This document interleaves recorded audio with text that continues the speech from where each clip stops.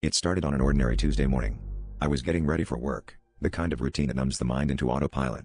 As I brushed my teeth, I noticed something odd in the bathroom mirror. My shadow, cast by the overhead light, wasn't mimicking my movements. Instead, it seemed to linger, twisting slightly as if trying to break free from my actions. I shook it off, blaming my groggy eyes, but a creeping unease settled in the back of my mind. By the time I reached my office, the feeling had morphed into a persistent anxiety, gnawing at me like a splinter I couldn't dislodge. That evening, I experimented with it, moving my arms and watching the shadow delay before catching up, like it was lagging behind. But then it did something impossible. It waved at me. I froze, heart pounding as I realized this wasn't just some optical illusion.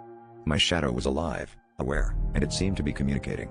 I tried to ignore it, hoping it would stop if I didn't acknowledge it. Yet, as the days passed, the shadow only grew bolder, moving independently more often and staying active even when I was still.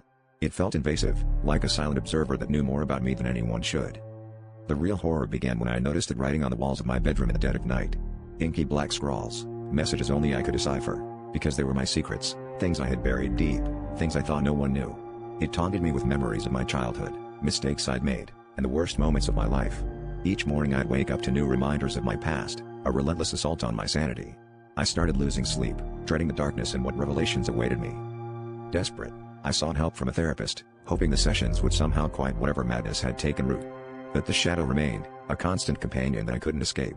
On the final night, driven to the edge, I confronted it directly, begging it to leave me alone. It didn't respond in words but instead showed me a vision, a premonition of my own downfall, my deepest fear made real. And as I stood there, paralyzed by the horror of what I'd seen, my shadow seemed to grin, a dark silhouette of triumph, confirming that this was only the beginning of my torment.